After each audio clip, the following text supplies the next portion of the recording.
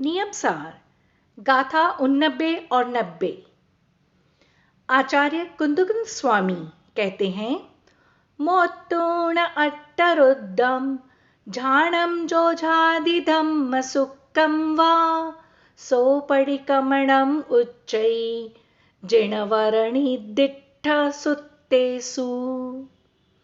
गाथा 90।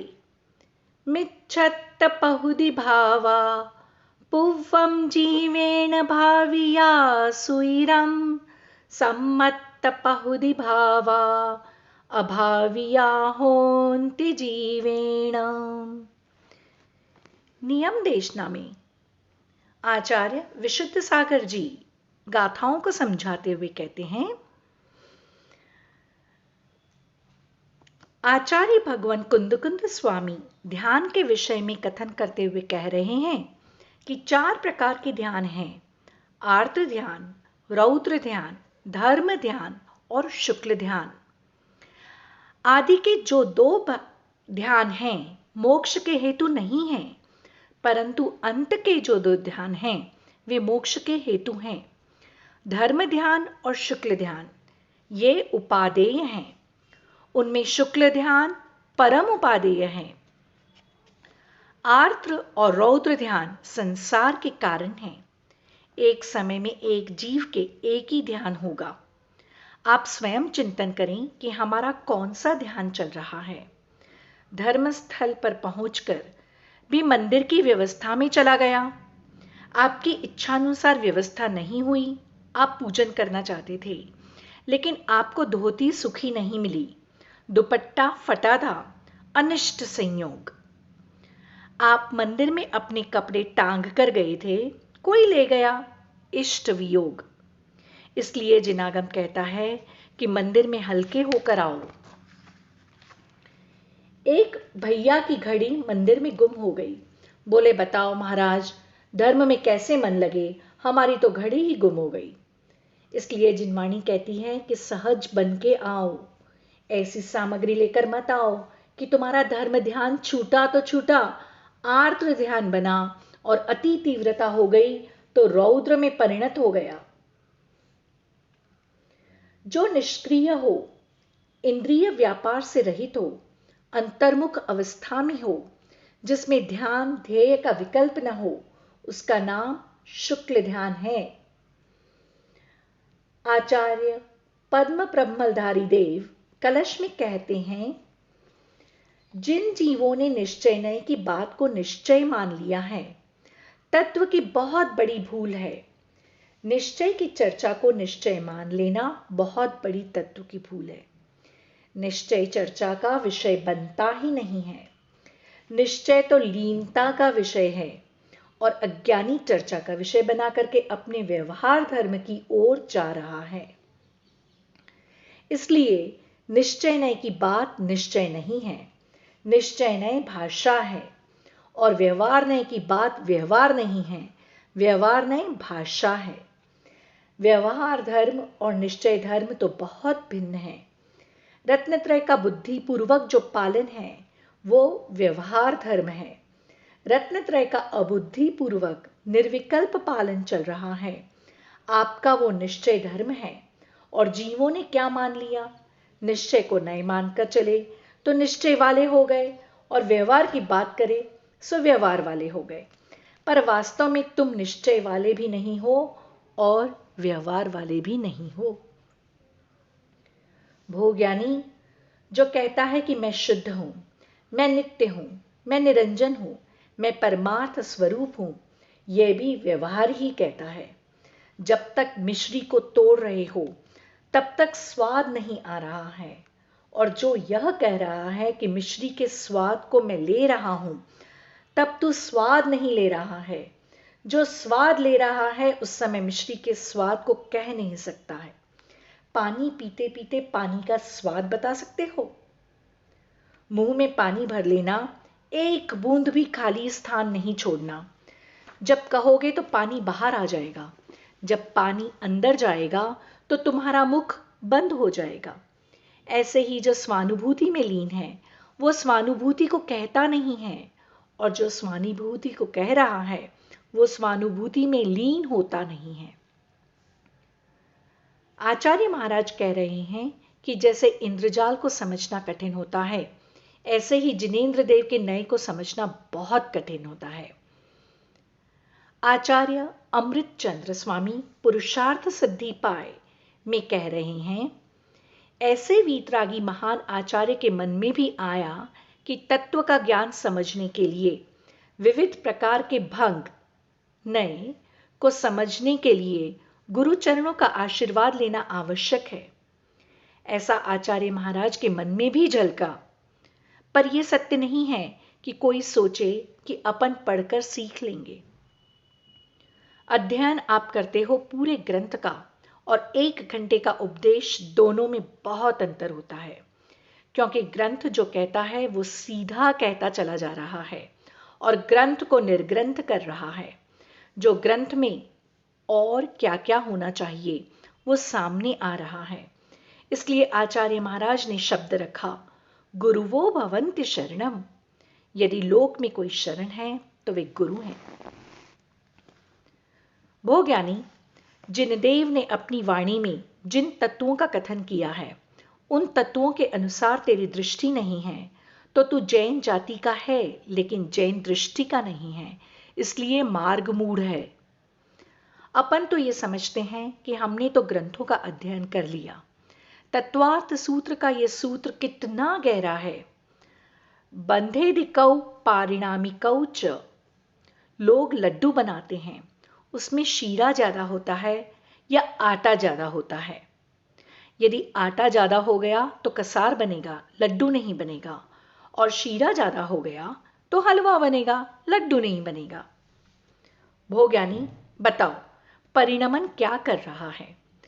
जब जेब का 50 का नोट आपकी जेब में आ गया, द्रव्य अपनी सत्ता को नहीं खो रहा है, परंतु इनको हर्ष विषाद दिला करके कर्म का बंध करा रहा है। जो आपने सेवन किया वो सीधा जाकर आपकी थैली में रख गया, इस बर्तन का उस बर्तन में। बड़े गहरे में समझना। अब बताओ क्या हुआ? क्षेत्र परिवर्तन, परिणाम का परिवर्तन हुआ कि नहीं? यहां आपका पुद्गल का क्षेत्र परिवर्तन हो रहा है और चेतन का भाव परिवर्तन शुरू हो गया। एक हर्षित हो रहा है और दूसरा विलख रहा है। आर्द्र रौद्र ध्यान में चला गया और यहीं धर्म ध्यान भी है। क्या है? कुछ भी तो नहीं है। अपने चतुष्टय में तो है। जिसको चखा नहीं, जिसको खाया नहीं, जिसको पिया नहीं, उसका इतना आनंद, इतना विषाद। भोज्ञानी, तुम्हारे सारे कार्य थ्रेसर की मशीन की तरह चल रहे हैं। बटन चटका है और काम अनेक हो रहे हैं। ऐसे ही ज्ञान दर्शन की धारा एक है, पर तेरे उपयोग के कारण, योग की चंचलता के कारण कर्म तेरे साथ सात रूप में आ ही रहे हैं। और कहीं आयु का बंध भी आ गया तो 8 एक साथ होंगे। अधिकता किसकी रहेगी? जिसके प्रति राग ज्यादा होगा उसका बंध ज्यादा होगा। जैसे आपने किसी औषधि का सेवन किया, जिस रोग की औषधि उसका तो दमन करेगी, परंतु वह 7 धातु रूप परिवर्तित भी होगी। रोग तो ठीक होगा, सो तो ठीक है, लेकिन जो भी द्रव्य सेवन करोगे, पत्थर भी खाओगे तो सप्त धातु बनेंगी। यह विज्ञान कहेगा, जबकि वीतराग विज्ञान ने तो कह ही दिया है। नमक खाते हो, वो भी तो द्रव्य है। बाहर वाला नमक पृथ्वी है, पत्थर है, उसमें भी सप्त धातुएं बनती हैं। व्यक्ति मात्र पानी ही पानी पिए तो भी सप्त धातु बनेंगी। भोज्ञानी, द्रव्य का परिणमन देखो और परिणामों का परिणमन देखो। घास में दूध है। जब तुझे घास में दूध दिख सकता है तो वीतराग जिन मुद्रा में भगवान कैसे नहीं दिख सकते हैं? किसी ने कह दिया कि लाओ घास, निकालो दूध, फिर क्या कहोगे? जिस दिन अच्छी हरी घास मिल जाए तो दूसरे दिन गाय का दूध अच्छा मिलता है। आपकी आत्मा में भगवान है कि नहीं, दिखाओ कहाँ है। तो जैसे घास का दूध घास से नहीं निकाला जाता, ऐसे ही शरीर में बैठा परमात्मा शरीर से नहीं दिखाया जाता है। घास में दूध तो है, पर गाय को खिलाना पड़ेगी, तब वो दूध निकलेगा। बिना ध्यान के तुम भगवान को निकालना चाहते हो। ध्यान रखो कि कितना ही विज्ञान होगा, घास से दूध नहीं निकल पाएगा। ऐसे ही आत्म तत्व में ध्यान क्यों नहीं लगाते हो? वो ज्ञानी जो मूढ़ जीव हैं, उनके लिए कोई शरणभूत है तो गुरु। गुरुवो भवन्ति शरणम, जो नए चक्र के संसार को जानने वाले हैं। पर ध्यान रखो, कौन से गुरु सर्वज्ञ होते हैं? जो भगवान जिनेंद्र के नए चक्र के संचार के प्रबुद्ध ज्ञाता हैं। यहां आचार्य महाराज कह रहे हैं कि यदि नए चक्र को समझना है तो ज्ञाता की शरण में लेनी होगी।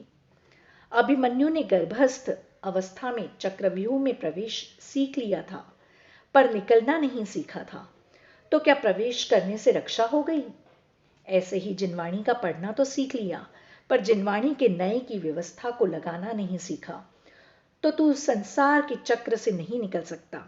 नयों का चक्र कितना बड़ा है। जाव दिया वैणम वहा, ताव दिया चेव होन्ति नयवाया। जितने वचनवाद हैं उतने नयवाद हैं। इतने नयवादों के चक्र को समझ लेना। वो ज्ञानी वो इस गहन अटवी से पार हो जाएगा। इसलिए नए का ज्ञान आध्यात्म शास्त्र को समझाने के लिए आवश्यक है। वो ज्ञानी जो वैशेषिक मान्यता है कि भगवान परमात्मा सदा कर्म मलों से अस्पृष्ट हैं, क्योंकि अनुपाय सिद्ध हैं, अर्थात उपाय पूर्वक तपस्या आदि करके मुक्त नहीं हुए हैं। इस मान्यता पर आचार्य श्री विद्यानंद कहते हैं, कोई भी सर्वज्ञ हमेशा से कर्मों से अस्पृष्ट नहीं है, क्योंकि वह प्रमाण से अनुपाय सिद्ध प्रतिपन्न नहीं होता है। कोई ये कहे कि सर्वज्ञ कर्मों से रहित हैं, तो ये सही नहीं है। जब तक सर्वज्ञ कर्मों से रहित नहीं है, तो असर्वज्ञ आत्माओं आप कर्म से रहित कैसे? बात को पकड़ना। जब तक सर्वज्ञ सबको सर्व का ज्ञान करा रहे हैं, तब तक सर्वज्ञ भी निकलंक नहीं है। जिस दिन सर्वज्ञ का कहना बंद हो जाएगा, जिस दिन सर्वज्ञ का चलना बंद हो जाएगा, जिस दिन सर्वज्ञ के योग का अभाव हो जाएगा, तब भी देव आप निष्कलंक होंगे। अभी तो आप सर्वज्ञ ही हो। अभी 4 घातिया कर्मों का घात किया है, 4 अघातिया कर्म कलंक लगे हैं। अभी निष्कलंक कहां हुए हो?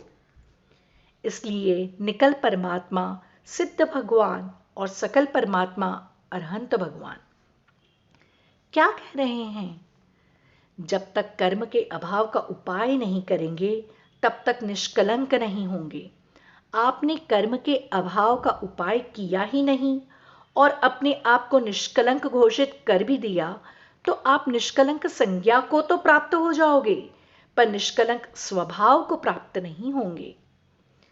निष्कलंक तो किसी बेटे का नाम भी रखा जा सकता है।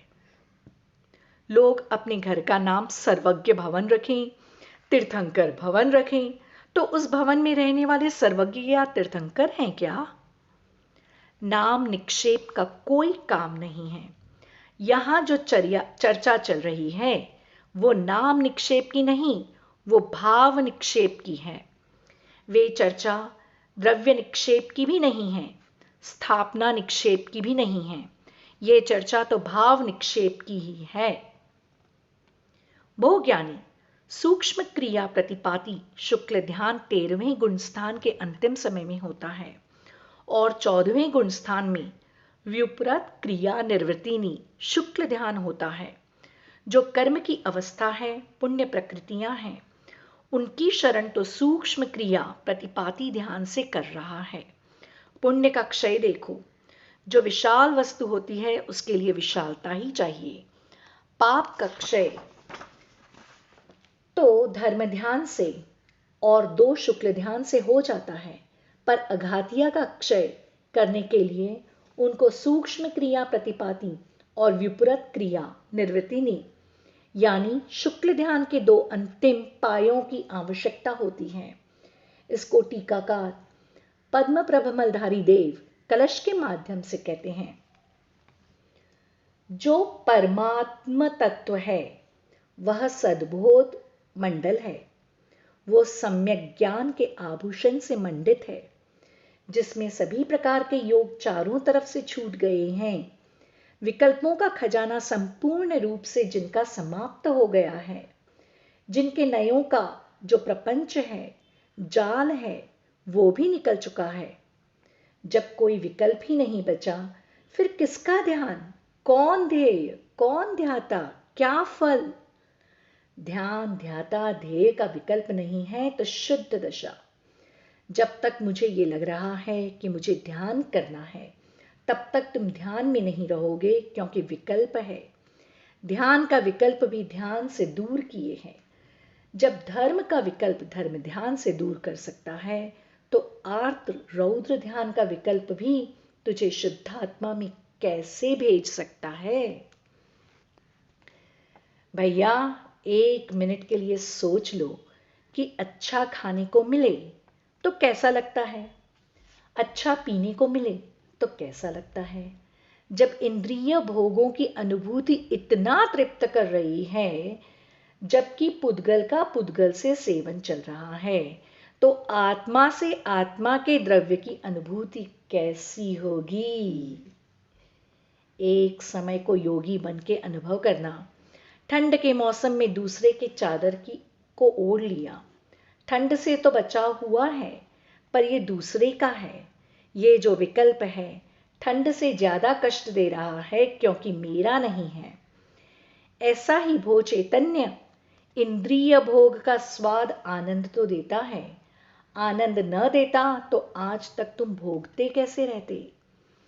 परंतु पर का स्वाद पर रूप होता है। जब निज का बोध होता है, तब लगता है कि स्वाद मेरा नहीं है। भोग यानी जहां विकल्प अखिल रूप से नष्ट हो चुके हैं, वहां ध्यान समूह का भी विकल्प नहीं है। ऐसा निर्विकल्प निर्ग्रंथ योगी निज आत्मानुभूति का अनुभव करता है। ऐसा विकल्प तुम्हारा नष्ट हो गया तो समझ लेना कि मैं आत्मानुभूति का पात्र बन चुका हूं, अन्यथा शब्दों का आनंद लूटो। पर यह सत्य है कि जब एक कामी अपने अनुकूल कामिनी की बात सुनता है, तो उसके रोंगटे खड़े हो जाते हैं। तब फिर जब मिलन होगा तो कितनी अनुभूति उसको होगी। अन्यथा में मत चले जाना।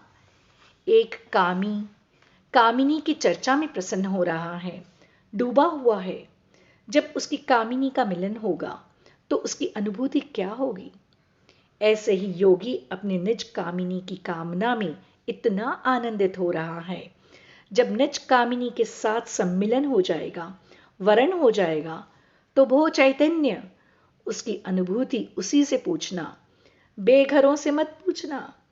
इसलिए भो ज्ञानी या तो कुंवारे हो या फिर विदुर हो, तो रत्नत्रय में से कुंवारे या कोरे हो, और जब तक रत्नत्रय से कोरे हो, तब तक निज आनंद का अनुभव संभव नहीं दिखता है। आचार्य भगवान कुंद स्वामी ने 90 गाथा को बड़े गहन रूप से लिखा है। ज्ञानियों, मिथ्यात्व, अविरति, कषाय और योग ये बंध के हेतु हैं। पहला शत्रु कौन है? मिथ्यात्व। अपन लोगों के साथ मिथ्यात्व की बड़ी अनुकंपा है। यदि अनुकंपा न होती तो आज पंचम काल में इधर बैठने को कैसे मिल रहा होता? सिद्धशिला पर बैठे होते। यह मिथ्यात्व की ही करुणा है कि आपको पंचम काल में बैठा दिया। परंतु सम्यक्त्व की अनुकंपा मत भूल जाना। हमारी अनुकंपा तुम्हारे ऊपर हो जाती तो हम तो आपको सिद्धों के बीच बिठाते। आप सोच लो कि कौन सी अनुकंपा चाहते हो, सम्यक्त्व की? तो भैया, दुनिया के बाहरी चबूतरों पर सिर टेकना बंद कर दो।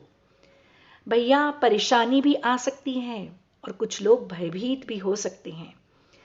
जब जब तुम धर्म करोगे तब परेशानियां आनी ही चाहिए और आती ही हैं। बात को समझना।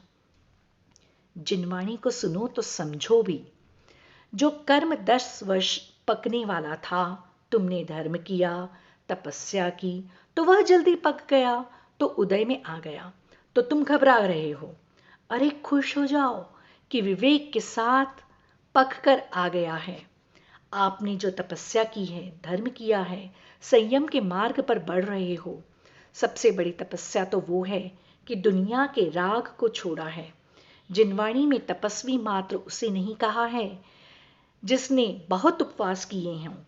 जिनवाणी कह रही है कि जिसने बहुत राग मोह को छोड़ा है, उसका नाम तपस्या है। वो ज्ञानी, पहले राग को छोड़ो। ये राग तुम्हें शुद्धोपयोग में नहीं ले जाने दे रहा है, ये तो तुम्हें शुभोपयोग में ही ले जाने दे रहा है। यदि अहम का भाव है कि मैं मुनि, तो भी यह संसार में रुलाएगा।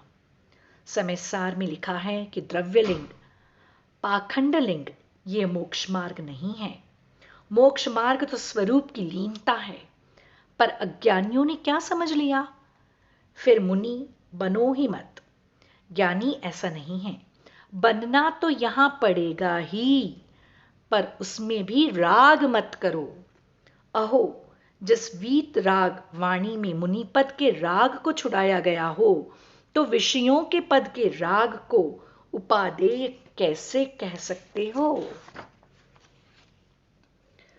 वो ज्ञानी ऐसे ही साम्य परिणाम रहें, कषाय में मंदता रही, तो आप स्वर्ग तो चले जाओगे। स्वर्ग तो मिथ्या दृष्टि भी चला जाता है, छोटे मोटे नहीं, ग्रैविएक तक। पर ध्यान रखना, ग्रैविएक में जाने वाला नियम से संयमी होगा। असंयमी मिथ्या दृष्टि का परिणमन भवंतरिक तक ही है। यदि भूत बनकर घूमने की इच्छा होवे तो आपकी जैसी इच्छा। लेकिन भैया, व्यंतर बहुत घातक वस्तु कहलाती है। स्वयं पेरता है और दूसरों को पेरता है और कहलाता देव है। भगवती आराधना में इसे देव दुर्गति कहा है। भो ज्ञानी, ध्यान रखना, तुम तनक सी भी धर्म कर रहे हो तो उसमें छल कपट मत करना, भले ही तुम कम कम करना। देखो, हीरे जवाहरात की दुकान है तो घाटा होने पर दिवालिया होने में देर नहीं लगती। जब तुम भीख मांग नहीं सकते हो क्योंकि तुम सराफ कहलाते हो। ठेले वाला आदि तो भीख भी मांग सकते हैं। ज्ञानी, गहन बात को समझना। जिन वेश को प्राप्त करके, धर्मात्मा के वेश को स्वीकार करके, साधु संत के चादर को ओढ़ करके भी शील की चादर तेरे पास नहीं है, कषायों की मंदता की चादर नहीं है, इंद्रिय संयम, प्राणी संयम, वाणी संयम नहीं है, तो ध्यान रखो, तुमने अपने सोने चांदी की दुकान में स्वयं आग लगा ली। जो आश्रव तुमको होगा वो असंयमी को नहीं होगा। तुम्हारे आश्रव की गुणवत्ता भिन्न होगी, तुम्हारे बंध की गुणवत्ता भिन्न होगी और तुम्हारे विपाक की दशा भी भिन्न होगी। भोज्ञानी, अष्टपाहुड़ में क्या नहीं लिखा है आचार्य भगवान ने कि गृहस्थ निगोद में जाएगा। सीधे ये लिख दिया कि सुई की नोक के बराबर भी संयम के उपकरण के सिवा पर द्रव्य को स्वीकारते हो तो निगोद के पात्र हो। ये आचार्य कुंद लिख रहे हैं। इसलिए धर्मात्मा की भी मद मत करना। इस मद में भी तुम नीचे ही जाओगे। अग्नि चाहे चंदन की हो, चाहे बबूल की हो, चाहे नीम की हो, अग्नि जलाएगी ही। हमारे महाराज ऐसे हैं, हमारे गुरुजी तो ऐसे हैं, ऐसे भाव भी तुम्हारे मन में आ गए तो अभिमान के भाव आ गए। तो जो जैसे हैं उनका तो परिणमन वैसा हो रहा है, पर आपका परिणमन ठीक नहीं है। इसलिए तत्वसार में कहा है कि कहीं इनके अहम में आकर तुम निज को मत भूल जाना, क्योंकि पंच परमेष्ठी भी परगत तत्व हैं। न मुएई संगम भावम न परम परिणमयी गुणई अप्पाणम जो जीवो संवरणम निज्जरणम सो फूडम भणियो। अरे जीव, पूर्व में भी तुमने चिरकाल से अच्छी तरह किसको भाया? काम भोगादि को। काम भोगादि को सुना है, अनुभव किया है, परिचित है, परंतु जो सम्यक्त्व प्रवृत्ति के परिणाम हैं, इनसे तू अभावित रहा। इसलिए गौतम स्वामी ने मुनियों के प्रतिक्रमण में लिखा है कि जिसे मैंने आज तक भाया है, अब मैं उसे भाना नहीं चाहता हूं। जिसे आज तक नहीं भाया है, उसे अब मैं भाना चाहता हूं। भो मनीषियों, आपने किसे भाया? भो ज्ञानी कुंद कुंद स्वामी ने नियमसार की गाथा संख्या 90 में उपदेश देते हुए कहा कि इस जीव ने अनादिकाल से मिथ्यात्व की भावना के वशीभूत होकर के तत्व को भी अतत्व दृष्टि से देखा है, और अतत्व को तूने तत्व की दृष्टि से देखा है। सत्शास्त्र में तूने कुशास्त्र दृष्टि को रखा है, और कुशास्त्र में तुमने सत्शास्त्र दृष्टि को रखा है। शास्त्र वही है जो शास्ता ने कहा है, शास्त्र वही है जो गुरु ने कहा है। ग्रंथ का पारायण करने के पूर्व ग्रंथ में क्या है, इस बात को जानना आवश्यक है। एक बार जब भी दृष्टि में चला जाए तो उसको बदलना बड़ा कठिन हो जाता है। समीचीन ज्ञान जिनको नहीं हुआ है और विपरीत ज्ञान हो गया तो उसको बदलना अत्यंत कठिन हो जाता है। आचार्य अकलंक देव ने राजवार्तिका में कहा है, पराभिप्राय निवृत्य शक्यत्वात्। दूसरे के अभिप्राय को बदलना बड़ा अशक्य होता है। जिनके सिद्धांत को आप स्वीकार कर रहे हो, वे भी आपको समझाने आ जाएं, तो उनकी बात को भी स्वीकार करने को तैयार नहीं, क्योंकि हमारी दृष्टि ऐसी बन चुकी है। शास्त्र में कभी दो दो बातें मिल जाती हैं। आचार्यों ने संगठन को, समुदाय को व्यवस्थित रखने के लिए कौन से शब्द का, शैली का प्रयोग किया? यदि हम कहते हैं कि ऐसा नहीं, ऐसा ही है, तो विवाद ही खड़ा होगा। आचार्यों ने बड़ा सहज शब्द रख दिया। उत्तरवर्ती आचार्य परंपरा, दक्षिणवर्ती आचार्य परंपरा, ऐसी दो परंपरा। जहां दो प्रमाण मिलते हो, दोनों स्वीकार कर लो। जब प्रत्यक्ष ज्ञानी से मिलेंगे तो निर्णय हो जाएगा। आप इस बात को लेकर संकल्प विकल्प मत करो, क्योंकि आगम के अध्ययन का उद्देश्य कषायों की मंदता का है। अब आप यह मत कह देना कि कषायों की मंदता हो जाएगी तो ग्रंथ पढ़ने की क्या आवश्यकता है। जिसमें देव और गुरु का स्वरूप है, उसको समझना आवश्यक है। नहीं तो अदेव को देव मान लोगे और अगुरु को गुरु मान लोगे। लोक में 363 मिथ्या मत चले हैं। ये किस कारण चले हैं? भक्ति के उद्वेग से प्रकट हुए हैं। जिनकी भक्ति से 363 मिथ्या मत चले, वे भी समझाने आए, पर सामान्य व्यक्ति बनकर नहीं, तीर्थंकर बनकर आए। फिर भी लोगों को संभाल नहीं पाए, समझा नहीं पाए, क्योंकि होनहार थी। इस होनहार का कर्ता होनहार नहीं है, होनहार का कर्ता तेरे भाव हैं। तेरी विपरीत बुद्धि, अविद्या परिणाम, निज तत्व में मिथ्यात्व प्रकृति परिणाम, मिथ्यात्व रूप परिणाम। जीव ने पूर्व में अच्छी तरह से, चिरकाल से, लंबे समय से इसी को भाया है। एक प्रकार का मिथ्यात्व नहीं है, ये 5 प्रकार का होता है। 363 भी मिथ्यात्व के भेद ही हैं। हे भगवान महावीर स्वामी, आपका महामस्तकाभिषेक करेंगे। क्यों करेंगे? हे प्रभु, मेरा शरीर बिल्कुल सुरक्षित रहे, मेरे जन परिजन स्वस्थ रहें। भोज्ञानी, तू 3 लोक के नाथ के चरणों में कर्म को स्वस्थ रहने की बात कर रहा है। अध्यात्म की भाषा, भक्ति की भाषा में भी कुंद कुंद स्वामी ने कहा है, दुख कहो कम्म खो बोहिलाओ सुगई गमनम समाहि मरणम जिन गुण संपत्ति होई मज्झम। मेरे दुखों का क्षय हो, कर्मों का क्षय हो, मुझे आरोग्य की प्राप्ति हो। क्यों?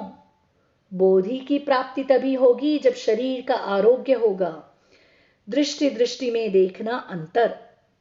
एक जीव कह रहा है कि मेरा शरीर स्वस्थ रहे जिससे मैं कर्म निर्जरा कर सकूं, और दूसरा जीव कह रहा है कि मेरा शरीर स्वस्थ रहे पर वह कर्म बंद कर रहा है। कुंद कुंद महाराज कह रहे हैं कि जिससे बोधि की प्राप्ति हो, बोधि का लाभ हो, समाधि पूर्वक मरण हो, और मिथ्या दृष्टि कह रहा है कि भगवान आपकी शांति धारा कर रहा हूं जिससे कि शरीर स्वस्थ रहे, क्योंकि इंद्रियां काम नहीं करेंगी तो भोग कैसे भोगूंगा। दृष्टि देखना, दोनों शांति धारा कर रहे हैं। एक की धारा शांति रूप ही है और दूसरे की धारा वर्तमान में साता का उदय हो तो शांति महसूस करेगा, पर है असाता का उदय तो कर्म बंद होगा। किसको? जो मांग रहा है कि मेरा शरीर स्वस्थ रहे। आया था अकर्म के लिए और कर्म बांध रहा है। ऐसी वस्तु की प्राप्ति हो जिससे अभिनव आश्रव हो। किसी ने मांगा कि मेरा शरीर सुंदर हो। आपने भगवान से क्या मांगा? कर्म मांगा है। कर्म नो कर्म की प्रकृतियां एक शुभ नाम कर्म है। वर्ण नाम कर्म भी है जिसमें सुंदर शरीर, कोरा वर्ण मिलता है। जो कह रहा था दुख खो कम्म खो, वह कर्म के क्षय की बात कर रहा था। आचार्य भगवान कुंद कुंद स्वामी ने भव्य के 2 भेद कहे हैं, आसन्न भव्य और दूरादूर भव्य। जिनकी भवावली अत्यंत नजदीक है वे आसन्न भव्य या निकट भव्य, और जिनकी भवावली अत्यंत दूर है वे दुरांदूर भव्य। जिन वाणी में स्पष्ट लिखा है कि जो अरहंत के प्रवचन सुन रहा है, जिसकी तत्व में प्रीति है, निर्ग्रंथ गुरुओं के प्रति आस्था है, उसे अभव्य क्यों कहें? वो तो भव्य है, ऐसा श्रावकाचार में कथन है, परंतु देव शास्त्र और गुरु के प्रति मायाचारी से रहित वास्तविक श्रद्धान होना चाहिए। न पूज्यातस्तवै वीतरागे न निंदया नाथ विवांत वैरे, तथापि ते पुण्य गुण स्मृतिनम पुनातु चित्तम दुरितांजनेभ्यः। हे प्रभु, हे वीतरागी, मेरी पूजा करने से आप प्रसन्न नहीं होते हो तो निंदा करने से आप बैर धारण नहीं करते हो। आप वीतरागी हो। जिन देव ने न किसी को इष्ट करते हैं और न किसी का अनिष्ट करते हैं। जीव की निज की परिणति ही इष्ट और अनिष्ट करती है। दुनिया के गुरु श्राप और वरदान दे सकते हैं, परंतु जो दिगंबर वीतरागी गुरु होंगे, सच्चे गुरु होंगे, तो वह किसी को श्राप भी नहीं देते, वरदान भी नहीं देते, मात्र आशीर्वाद देते हैं। हे ज्ञानी, यदि आप आसन्न भव्य हो तो निश्चल भाव से श्रद्धा करो, यही मापदंड है। कर्म प्रकृति को देख नहीं सकते क्योंकि ये आपके ज्ञान का विषय नहीं है, पर अंदर का आह्लादपना तो आप माप सकते हो स्वयं का कि हमारा अंतरंग श्रद्धान कैसा है। अंतरंग श्रद्धान में गड़बड़ी आ रही है तो समझ लो कि हमारा पुण्य पाप क्षीण हो रहा है। जिन वाणी में स्पष्ट लिखा है कि ऐसे ऐसे परिणाम होंगे तो ऐसी ऐसी दुर्दशा होगी। क्षपणासार, लब्धिसार ग्रंथ में परिणामों की व्याख्या है। आचार्य कुंद कुंद स्वामी ने 4 सामान्य प्रत्यय गिनाए हैं। मिथ्यात्व, अविरति, कषाय और योग। क्योंकि प्रमाद को कषाय में ग्रहण कर लिया है। उमा स्वामी महाराज ने 5 प्रत्यय गिनाए हैं। समय सार में 13 प्रत्यय गिनाए हैं। 13 कारण दिए हैं क्योंकि 13वें गुण स्थान तक प्रत्यय होते हैं। 13वें गुण स्थान में योग खड़ा हुआ है। 14वें गुण स्थान में योग का भी अभाव हो जाता है। इसलिए यहां कह रहे हैं कि सामान्य प्रत्यय 4 अथवा 5 हैं। प्रत्यय यानी हेतु, कारण, निमित्त। संसार में भटकाने के 5 कारण हैं। भोज्ञानी, स्त्री अब्रह्म नहीं है, पुरुष अब्रह्म नहीं है। स्त्री अब्रह्म होती तो आरिका की वंदना कौन करता? वो भी तो स्त्री है। पुरुष अब्रह्म है तो मुनिराज कौन होता? अब्रह्म कोई है तो आपकी नौकशाय वेद कर्म का उदय है। सिद्धांत समझना। नौकशाय की मंदता को विचलित करने वाला कोई है तो स्त्री पुरुष का संपर्क है। भाव संयम तो उसी दिन चला गया था जब तुम्हारे परिणाम विकृत हुए। सोना कितना ही कठोर हो, वज्र ही क्यों न हो, अग्नि की शक्ति धन्य है कि सबको पिघलाना जानती है। ऐसे ही मनीषियों, नारी की शक्ति धन्य है, सबको पिघलाना जानती है। यदि आप सोने के सुंदर आभूषण कुंडल को सुरक्षित रखना चाहते हो तो ज्ञान को अग्नि से दूर रखना।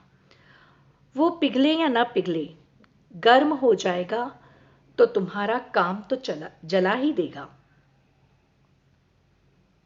अगर कुंडल गर्म हो जाएगा तो तुम्हारा काम तो जला ही देगा। सोने के आभूषण पहनने वाला तेज धूप में बैठ जाए तो धूप स्वतः ही गर्मी प्रकट करा रही है, इसलिए वो सोने का आभूषण गर्म हो गया। संपर्क ही जिसका जला रहा है तो संयोग होने पर उसका क्या होगा? भोज्ञानी, आश्रव के कितने प्रत्यय हैं? 57 आश्रव को रोक लोगे तो संवर के 57 नहीं जाएंगे, नहीं आएंगे। आश्रव को नहीं रोक पाओगे तो 57 आएंगी। जब तक संवर नहीं होगा तब तक निर्जरा भी कार्यकारी नहीं होगी। मोक्ष मार्ग में निर्जरा प्रयोजनभूत है। कौन सी? संवर सहित निर्जरा। अकाम निर्जरा कार्यकारी नहीं, अविपाक निर्जरा कार्यकारी है। अकाम निर्जरा तो तूने अनंत बार की। सकाम निर्जरा तो व्रति भाव से युक्त जीव के होती है। भावव्रति कौन? जो द्रव्यव्रत सहित होगा। महाराज जी, आप द्रव्यव्रति हो और हम भाव करने के कारण भावव्रति हैं। भोज्ञानी, ऐसे भावव्रति नहीं होता। जो द्रव्यव्रति है वो भावव्रति हो, यह आवश्यक नहीं है, पर जो भावव्रति है वो द्रव्यव्रति होगा ही होगा। भोज्ञानी, नियमसार सुनना सरल है पर समझना इतना सरल नहीं है, तथा पालना भी कठिन है। संसार का जो सुख है उसे लाना पड़ता है, जुटाना पड़ता है, कमाना पड़ता है, पर आत्मा का जो सुख है कहीं से लाना नहीं पड़ता, स्वाधीन है। जय बोलो महावीर स्वामी की जय। जय बोलो आचार्य विशुद्ध सागर महाराज की जय।